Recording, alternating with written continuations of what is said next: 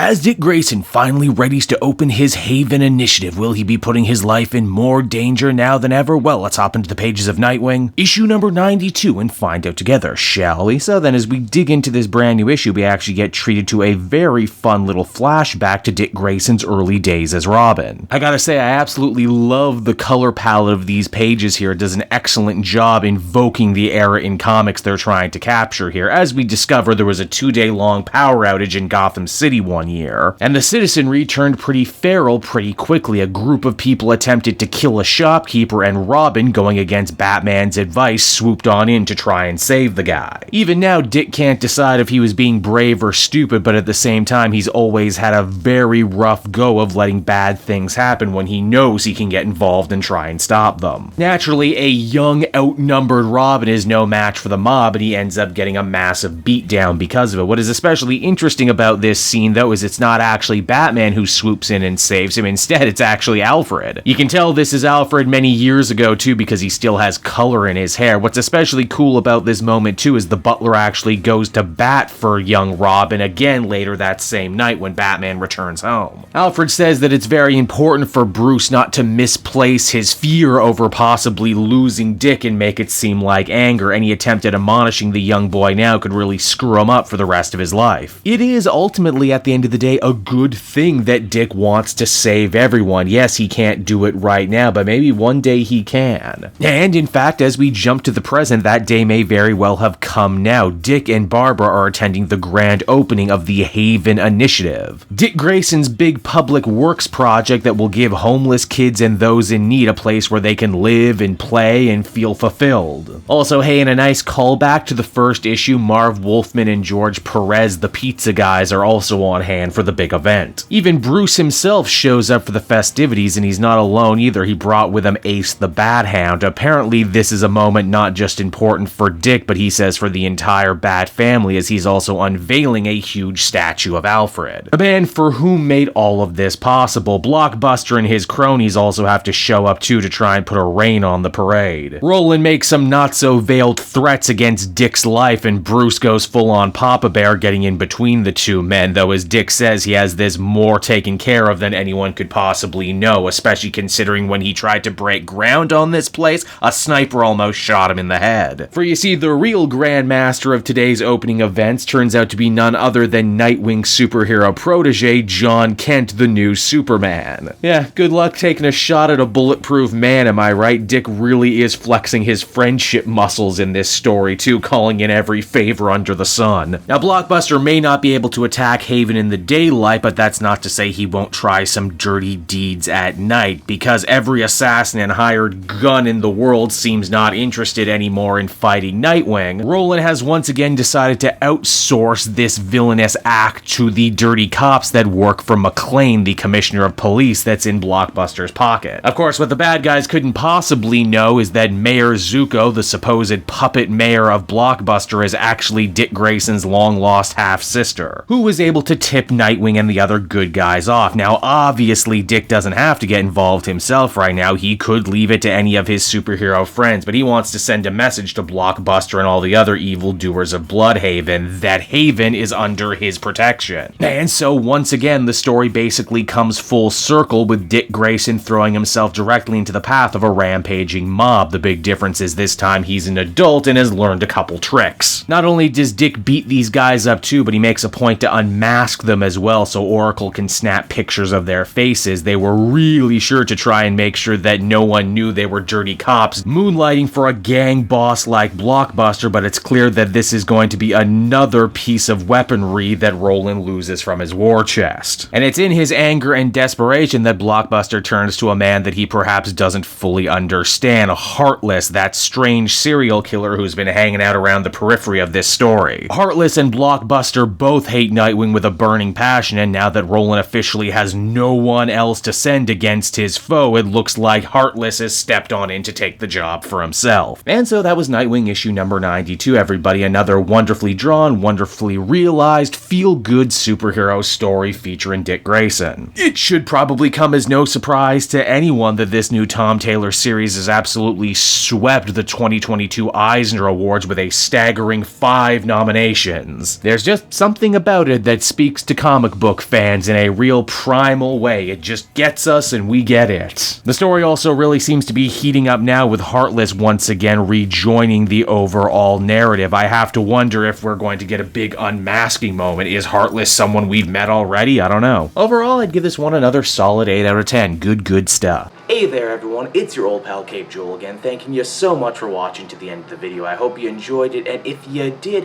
why not check out my Amazon link down in the description. Yes, that's right, the Cape Joel channel officially has its own Amazon storefront now. You can pick up a comic or anything else for that matter, and if you did, you'd really be helping me and the channel. So with that out of the way everyone, I will see you again next time. Bye-bye.